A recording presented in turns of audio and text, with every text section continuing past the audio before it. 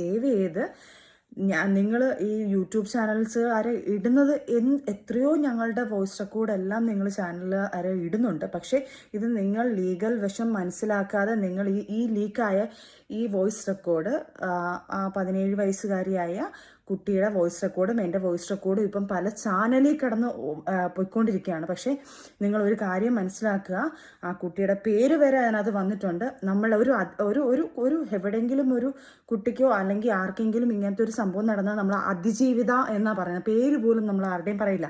പിന്നെ ഇത് കേസ് നടക്കുന്ന സബ്ജക്റ്റ് ആയതുകൊണ്ട് ഞാൻ ഈ കാര്യം പോലും ഇങ്ങനൊരു സംഭവം നടന്നിട്ടേ ഉള്ളൂ. എനിക്ക് വേണമെങ്കിൽ ഇത് തെളിവിന് വേണമെങ്കിൽ അന്ന് എടുത്തിടാം, എവിടെ വേണമെങ്കിലും എനിക്ക് മീഡിയ എടുത്തിടാം. പക്ഷേ എനിക്ക് നമ്മുടെ സോഷ്യൽ മീഡിയയിൽ ഇപ്പോൾ വൻ ചർച്ചയായിട്ട് കൊണ്ടിരിക്കുന്ന ഒരു വിഷയമാണ് ഇത്, അല്ലേ? ഇപ്പം ലേറ്റസ്റ്റ് ആയിട്ട് ഇതിൽ വന്ന ഒരു സംഭവമാണ് നിങ്ങൾക്ക് ആ വീഡിയോ ക്ലിപ്പായിട്ട് ഞാൻ ആദ്യം കൊടുത്തത്. നമ്മുടെ സജ്ന നൂറയും അതുപോലെ തന്നെ കുറേ കള്ളന്മാരുടെയും ഒരു കഥയാണ് കേട്ടോ ഇത്. അപ്പോൾ എനിക്ക് കൂടെയുള്ളതെല്ലാം കള്ളന്മാരായിട്ടാണ് എനിക്ക് തോന്നുന്നത്. ഇതിലാരും സത്യസന്ധതയോ അല്ലെങ്കിൽ എല്ലാവരും നല്ലവരായിട്ടൊന്നും എനിക്ക് ഒറ്റ മനുഷ്യനെ ഇതിനകത്ത് നല്ലവരായിട്ട് എനിക്ക് തോന്നുന്നില്ല. കാരണം എന്താണെന്ന് വെച്ച് കഴിഞ്ഞാൽ ഇപ്പോൾ ലേറ്റസ്റ്റ് ആയിട്ട് എനിക്ക് തോന്നിയ ഒരു കാര്യം എന്താണെന്ന് വെച്ചാൽ ഈ സജ്ജന തന്നെയാണ് ഈ ഒരു ഇഷ്യൂ ഇപ്പോൾ ക്രിയേറ്റ് ചെയ്തത്.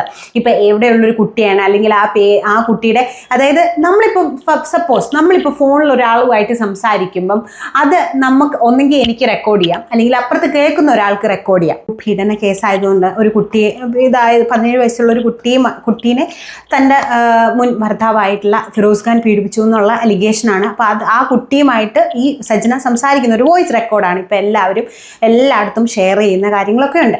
അപ്പോൾ അതിനെക്കുറിച്ചാണ് നമ്മുടെ സജ്ജന ഇപ്പോൾ പറഞ്ഞുകൊണ്ടിരിക്കുന്നത്. അത് വെളിയിലിറക്കിയത് സജ്ജനയുടെ ഫ്രണ്ടായിട്ടുള്ള ദിയ എന്ന് പറയുന്ന വ്യക്തിയാണെന്നാണ് പറയുന്നത്. ഇത് എങ്ങനെ ദിയയുടെ കയ്യിൽ കിട്ടും? നിങ്ങൾ അയച്ചു കൊടുക്കാതെ ദിയയുടെ കയ്യിൽ ഈ വീഡിയോ കിട്ടത്തില്ലല്ലോ, അല്ലേ? കാരണം ഞാൻ ഒരാളെ ഫോൺ വിളിക്കുവാണെങ്കിൽ ഒന്നെങ്കിൽ എൻ്റെ ഫോണിൽ അത് സേവ് ആവും, അല്ലെങ്കിൽ വിളിക്കുന്ന ആളുടെ ഇതിൽ സേവ് ആവും. ഈ ഒരു കേസിൽ എന്തായാലും ആ കുട്ടി സേവ് ചെയ്തിട്ട് ഷെയർ ചെയ്യാൻ പോകുന്നില്ല. കാരണം ആ കുട്ടിയുടെ പേര് സഹിതം വീട്ടിൽ ആരൊക്കെയുണ്ട്, എവിടെയാണ്, എങ്ങനെയാണ് ചെയ്തത്, എത്ര വട്ടം ചെയ്തു, എന്തുപയോഗിച്ചു, അത്രയ്ക്ക് തറ ലെവലിലുള്ള 17 വയസ്സുള്ള ഒരു കുട്ടിയോട് ചോദിക്കാൻ പറ്റുന്നതിൻ്റെ അപ്പുറമായിട്ടുള്ള രീതിയിൽ ആണ് സജ്ജന ചോദിച്ചിട്ടുള്ളത്. കാരണം സജ്ജനയുടെ കുറച്ച് മുന്നേ ഉള്ള വീഡിയോസ് നമ്മൾ കേട്ടായിരുന്നു, അല്ലേ? കളിയങ്ങനെ നിങ്ങളെ സാധനം എനിക്കവിടെ പറയാൻ ബുദ്ധിമുട്ടുള്ള കുറേ കാര്യങ്ങളായിരുന്നു വോയിസിൽ പുള്ളിക്കാരി പറഞ്ഞുകൊണ്ടിരുന്നത്. പുള്ളിക്കാരിയുടെ വോയിസ് റെക്കോർഡും വോയിസ് ക്ലിപ്പിലൊക്കെ നമ്മൾ കേട്ടിട്ടുണ്ട്. അപ്പോൾ തന്നെ നമുക്ക് സജ്ജനയുടെ ഒരു ക്യാരക്ടർ എന്താണെന്നുള്ളത് നല്ല രീതിക്ക് തന്നെ മനസ്സിലാക്കിയിട്ടുണ്ട്. ഇപ്പോൾ സജ്ജന വിചാരിച്ചേക്കുന്നത് ഞാനങ്ങ് നാറി, അപ്പോൾ എൻ്റെ കൂടെയുള്ള എല്ലാത്തിനെയും അങ്ങ് നാറ്റിച്ചേക്കാം, ഒരു തറ പരിപാടി. അതായത് ഞാൻ മാത്രം പെട്ടാൽ പോരല്ലോ, എൻ്റെ കൂടെ ഉള്ളതും കൂടെ ഒന്ന് പെട്ടോട്ടെ എന്നുള്ളൊരു തറ പരിപാടി ആയിട്ടാണ് എനിക്ക് ഫീൽ ചെയ്യുന്നത്. ഇനി എനിക്ക് വളരെ വലിയൊരു ഡൗട്ടുണ്ട്. അതായത് സജ്ജന ഈ ഒരു പെൺകുട്ടിയുടെ കഥ ഉണ്ടാക്കിയതാണോ അല്ലെങ്കിൽ സജ്ജന തന്നെ ക്രിയേറ്റ് ചെയ്ത് ഇട്ടതാണോ എന്നൊക്കെ എനിക്കൊരു വലിയ ഡൗട്ടുണ്ട്. അപ്പം അതിനു മുന്നേ വേറൊരു വോയിസ് ഞാൻ കേൾപ്പിച്ചു തരാൻ കഴിയും. വീണ്ടും വരാനുള്ളൊരു ഗതികേട് എന്ന് പറയുന്നത് വീണ്ടും അവൾ വന്നിട്ട് വായിത്തോന്നി എന്തും വിളിച്ചു പറയുകയാണ്. അപ്പോൾ ഇതിനകത്ത് അവൾ കുറേ സ്ത്രീകളെക്കുറിച്ചും ഒരു കുട്ടിയെക്കുറിച്ചും ഒക്കെ ഞാൻ സെക്സ് ചെയ്തെന്നുള്ള രീതിയിലാണ് പറഞ്ഞു വെക്കുന്നത്. ഞാൻ അങ്ങനെ ഇവിടെ പറഞ്ഞ ഏതെങ്കിലും ഒരു സ്ത്രീയായിട്ട് സെക്സ് ചെയ്യുകയോ അതുകൂടാതെ ഫ്രണ്ട്ഷിപ്സും കാര്യങ്ങളും അങ്ങനെ ചെയ്യുകയോ ചെയ്തിട്ടുണ്ടെങ്കിൽ ജനങ്ങൾക്ക് അത് അവൾ തെളിയിക്കുകയാണെങ്കിൽ, നിയമവും കാര്യങ്ങളും ഒരുപാട് കാര്യമുണ്ട്, അങ്ങനെ അവൾ തെളിയിക്കുകയാണെങ്കിൽ നിങ്ങൾക്ക് എന്നെ കല്ലെറിഞ്ഞു കൊല്ലാം. അപ്പം നമ്മുടെ ഫിറോസ് പറയുന്നുണ്ട് കല്ലെറിഞ്ഞു കൊല്ലാം എന്നുള്ളൊരു കാര്യം പറയും. ഇങ്ങനെ ചെയ്തിട്ടുണ്ടെങ്കിൽ നമുക്ക് എന്തായാലും ഈ ജനങ്ങളെല്ലാവരും കല്ലെടുത്ത് തന്നെ ഇവൻ്റെ പുറകെ ചെല്ലണം. ഇവനെ പോലെയുള്ള ആൾക്കാരൊന്നും ജീവിച്ചിരിക്കേണ്ട കാര്യമില്ല. കാരണം 17 വയസ്സുള്ളൊരു കുട്ടിയോടാണ് ഇവൻ ചെയ്തിട്ടുള്ളത്, ഇങ്ങനെ ഒരു തെണ്ടിത്തരം ചെയ്തിട്ടുള്ളത്. അതുകൊണ്ട് തന്നെ ഇവനൊക്കെ ജീവിക്കേണ്ടവനല്ല. അതിന് മുന്നേ ആയിട്ട് നമ്മൾ ഇവനെ കുറ്റം പറയുന്നതിന് മുന്നേ ആയിട്ട് ഇവള് അത്രയ്ക്ക് ക്ലീൻ ആയിട്ടുള്ളവളൊന്നും അല്ലെന്ന് നമുക്കറിയാം. കാരണം ഇവള് മറ്റുള്ളവരെ പറയുന്ന എന്താണ്, അവന് ആ ലൈനുണ്ട്, അവന് 10 എണ്ണമുണ്ട്, ഇവൾക്ക് 100 എണ്ണമുണ്ട്, അവൾ അങ്ങനെ പോയതാണ്, ഇവള് കഞ്ചാവാണ് എന്നുള്ള രീതിയിലൊക്കെയാണ്, വളരെ തറയായിട്ടാണ് ഇവളുടെ ക്യാരക്ടറാണ് ഇവള് വിളിച്ച് മറ്റുള്ളവരെ പറഞ്ഞുകൊണ്ടിരിക്കുന്നത്. അത് വേറെ കാര്യം. അതുകൊണ്ട് തന്നെ നമുക്കിതൊന്നും വിശ്വസിക്കാൻ പറ്റത്തില്ല. അപ്പം അങ്ങനെ ചെയ്തിട്ടുണ്ടെങ്കിൽ നാട്ടുകാർ നിന്റെ പുറകെ കല്ലും കൊണ്ട് വരിക തന്നെ ചെയ്യും. ഓക്കെ, അത് നീ ആദ്യം മനസ്സിൽ സൂക്ഷിച്ചു വെച്ചോളൂ. അതാണ് എനിക്ക് പറയാനുള്ളത്.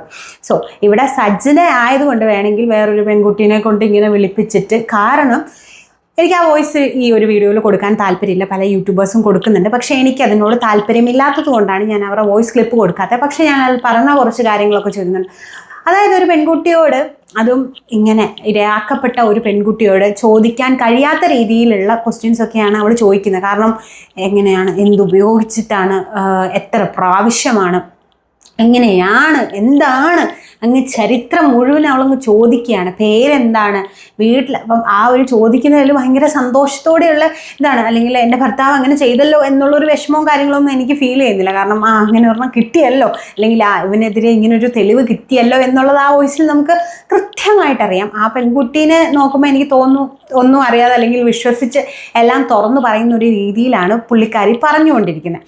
അപ്പോൾ എന്തായാലും ഇത് സജിന കൊണ്ടുവന്നതാണെങ്കിൽ നമുക്ക് എല്ലാവർക്കും അത് തെളിയിക്കുക തന്നെ വേണം. അതിപ്പോൾ ദിയാസനയുടെ മണ്ടയിലിടുന്നുണ്ട്.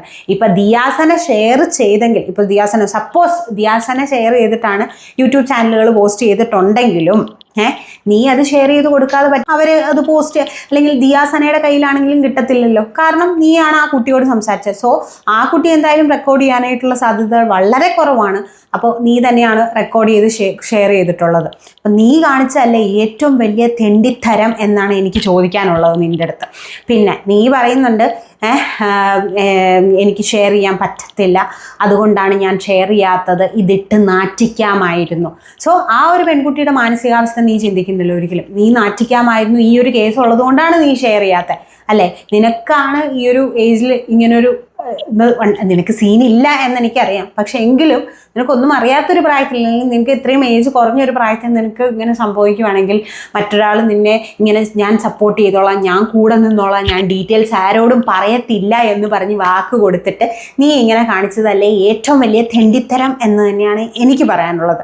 എത്ര അടുത്ത സുഹൃത്താണെങ്കിലും എത്ര ഇതാണെങ്കിലും സ്വന്തം ഭർത്താവിൻ്റെ അല്ലെങ്കിൽ ഭർത്താവായിട്ടിരുന്ന ആൾക്കാരുടെ ഒരു ഇത്, അവനെ എങ്ങനെയെങ്കിലും അവനെ ഒന്ന് വക വരുത്താനാണ് നീ വിചാരിക്കുന്നത്. അങ്ങനെ ഒരു ഇതുള്ള അത് നമുക്ക് കൂടുതൽ പറയേണ്ട കാര്യമില്ല. കാരണം നമ്മൾ വോയിസ് റെക്കോർഡ്സിലൊക്കെ കേട്ടതാണ്. കാരണം പൂക്കുറ്റിയുടെ ഭാര്യ ആ സ്ത്രീക്ക് എന്തായാലും എനിക്ക് കുഴപ്പമില്ല, എനിക്ക് പൈസ കിട്ടിയാൽ മതി, അല്ലെങ്കിൽ എനിക്ക് എൻ്റെ സുഖമാണ്. അപ്പം നിൻ്റെ മാത്രം സുഖം അന്വേഷിച്ച് അല്ലെങ്കിൽ തേടി നടക്കുന്നൊരു വ്യക്തിയാണെന്ന് നമുക്ക് അറിയാം. അതുകൊണ്ട് നമ്മൾ ഇതൊന്നും പറഞ്ഞിട്ട് വലിയ കാര്യങ്ങളൊന്നും ഇല്ല. പക്ഷെ നമ്മൾ പറയുകയാണ്, കാരണം there is a possibility. കാരണം നീ തന്നെയാണ് നീയും പൂക്കുറ്റീനെ പേടിപ്പിക്കാൻ വേണ്ടിയിട്ട് നീയും പൂക്കുറ്റിയുമായിട്ടുള്ള ഫോട്ടോ നിൻ്റെ ഫേസ്ബുക്കിൽ ഷെയർ ചെയ്തിട്ട് നീ പറഞ്ഞു, എന്താണ് ഫേസ്ബുക്കിൽ ഇൻസ്റ്റയിലൊക്കെ ഷെയർ ചെയ്തിട്ട് എന്ത് പറഞ്ഞു, ഹാക്കായിപ്പോയി ഗൈസ്. ഹാക്കിംഗ് ഉണ്ടല്ലോ ഇപ്പം, മറ്റേ ഫോട്ടോസൊക്കെ വെളി വരുമ്പോൾ ഇത് എൻ്റെ AI ആണ് എന്ന് പറയുന്നത് പോലെ കുറച്ച് ആൾക്കാർ എങ്കിലും AI എന്ന് പറയുന്ന പോലെ ഇത് ഹാക്കായി പോയതാണ്. ബട്ട് 5 മിനിറ്റ് കഴിഞ്ഞപ്പോഴത്തേക്ക് നിൻ്റെ അക്കൗണ്ടും കാര്യങ്ങളും ഒക്കെ തിരിച്ചു കിട്ടുകയും ചെയ്തു. അപ്പം അങ്ങനെയൊക്കെ ചെയ്ത നീ ആയതുകൊണ്ട് തന്നെ ഞങ്ങൾക്ക് നിന്നെ വളരെ വിശ്വാസമാണ് മോളെ, വിശ്വാസമാണ്. നീയൊരു പതിവ്രതയാണ്, നീയൊരു കുലസ്ത്രീയൊന്നുമല്ല, എന്നാലും നീ ഒരു നല്ല കുട്ടിയാണ് അല്ലേ? നിന്നെ എല്ലാവരും ചതിക്കുന്നു, നീ നിൻ്റെ ഭർത്താവിനെ എന്താ പറയുക നല്ല വഴിക്ക് വരുത്താൻ വേണ്ടിയിട്ട് നീ വേറൊരുത്തൻ്റെ കൂടെ ചുമ്മാ ഒന്ന് ഒളിച്ചോടുന്നു, അങ്ങനെയൊക്കെ. അങ്ങനെ പതിവ്രതയായ നമ്മുടെ മോള് ഇപ്പോൾ കുറച്ച് കഥകൾ പറയുന്നുണ്ടേ, അതും കൂടെ നമുക്കൊന്ന് കണ്ടുവെക്കാം ഗൈസ്. ഞാൻ കേസ് ഫയൽ ചെയ്തിട്ടുണ്ട്, അതിന് തർക്കിച്ചുകൊണ്ടേയിരിക്കുകയാണ് ദിയാസന അങ്ങനെ ചെയ്തിട്ടില്ലെങ്കിൽ ദിയാസന ടെസ്റ്റ് ചെയ്യും. എൻ്റെ വീട്ടിൽ വന്നിട്ടില്ല അങ്ങനെ നല്ല പല അലിഗേഷൻ ദിയാസന പറഞ്ഞു. അങ്ങനെയല്ല ദിയാസന ചെയ്യേണ്ടത്.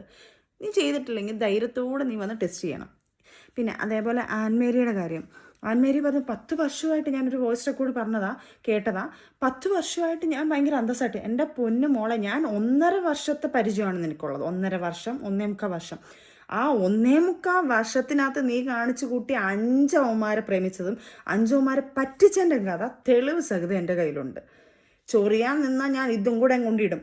പെൺകൊച്ച് വളർന്നിരിക്കുന്നതുകൊണ്ട് മാത്രമാണ് ഞാൻ മിണ്ടാതിരിക്കുന്നത്. നീ കൂടുതൽ ചൊറിയാൻ നിന്ന് കഴിഞ്ഞാൽ, ഞങ്ങൾ ചെയ്തുകൊണ്ടിരുന്ന സീരിയൽ സെറ്റിൽ ഒരു പയ്യൻ, പാവം പിടിച്ചൊരു പയ്യൻ്റെ 40,000, 50,000, 60,000 എല്ലാം മേടിച്ച് അവൻ അയച്ചു കൊടുത്ത, ഞാൻ നിങ്ങളുടെ ഇന്ന് വരെ പറഞ്ഞിട്ടില്ല, അവൻ അയച്ചു കൊടുത്ത ഫോട്ടോസും ഉമ്മ കൊടുക്കും, കെട്ടിപ്പിടിക്കും, അവരുടെ തമ്മിൽ സംഭാഷണം കാര്യങ്ങളും എല്ലാം ചെയ്തിട്ട് അത് കഴിഞ്ഞപ്പോൾ വേറൊരുത്തം വന്നപ്പോൾ ഉടനെ അവനെ കളഞ്ഞിട്ട് അവൻ്റെ കൂടെ പോകുന്നു, അവനെയും പറ്റിക്കുന്നു, അവനെയും തെളിച്ച് കളഞ്ഞിട്ട് അടുത്തവൻ്റെ കൂടെ പോകുന്നു, അടുത്തവൻ അത് ഓക്കെ അല്ലെന്ന് പറഞ്ഞാൽ പൈസ ഇല്ലെന്ന് പറഞ്ഞപ്പോൾ അടുത്തവനോട് പോകുന്നു.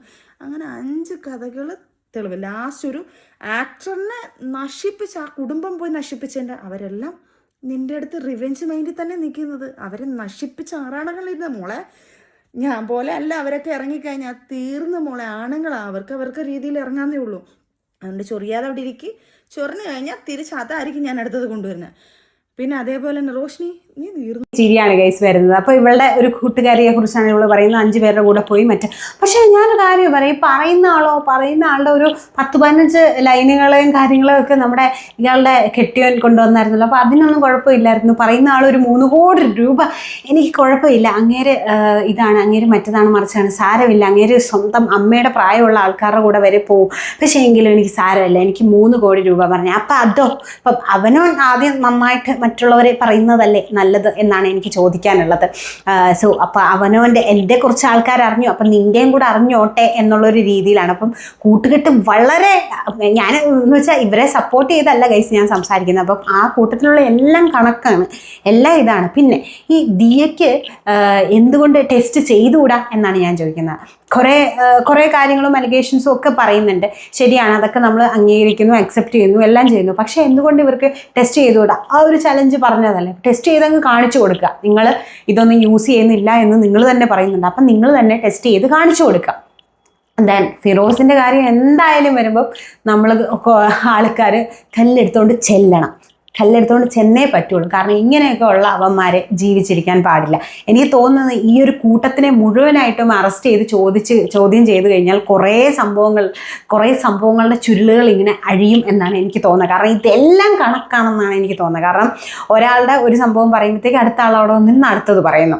ഈ സജന തന്നെ ഇപ്പം യൂട്യൂബേഴ്സിന് അയച്ചു കൊടുത്തിട്ടുണ്ട് എന്നുള്ള സജന തന്നെ പറയുന്നുണ്ട്. അപ്പം ഈ ഫിറോസിനെ പൂട്ടാൻ വേണ്ടിയിട്ട് സജന തന്നെ അയച്ചു കൊടുത്തതാവാം, അല്ലെങ്കിൽ സജന തന്നെ ക്രിയേറ്റ് ചെയ്തൊരു കഥയാവാം. ഒരു പെൺകുട്ടീനോട് ഇങ്ങനെ സംസാരിച്ചാൽ മതിയല്ലോ, അങ്ങനെ ക്രിയേറ്റ് ചെയ്തൊരു കഥയാവാം. സോ എന്താ ഇതിൻ്റെ കുറേ കാര്യങ്ങൾ ഇതിനകത്ത് കാണുന്നുണ്ട്. അപ്പം എനിക്ക് പറയാനുള്ളത് എന്താണെന്ന് വെച്ചാൽ, സജന കുറേ ദിവസങ്ങളായിട്ട് നമ്മുടെ സതീശൻ സാറിനോടും അങ്ങനെ പല ആൾക്കാരോടും കുറേ റിക്വസ്റ്റ് ചെയ്യുന്നുണ്ട്. എനിക്ക് പറയാനുള്ളത്, നിങ്ങൾ കേരള പോലീസ് ദയവ് ചെയ്തിട്ട് ഇതിനെ എല്ലാത്തിനും ഒന്ന് അറസ്റ്റ് ചെയ്ത് കൊണ്ടുപോവുക, നല്ല രീതിക്ക് ചോദ്യം ചെയ്യുക.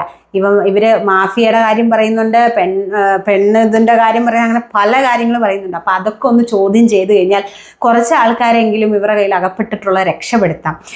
അങ്ങനെ ഇവർക്ക് ശിക്ഷ കിട്ടാനുള്ളത് കിട്ടട്ടെ എന്ന് മാത്രമേ എനിക്ക് പറയാനുള്ളൂ. ഇതിലൊന്നും ശരിയല്ലെന്നാണ് എനിക്കിപ്പോൾ തോന്നുന്നത്.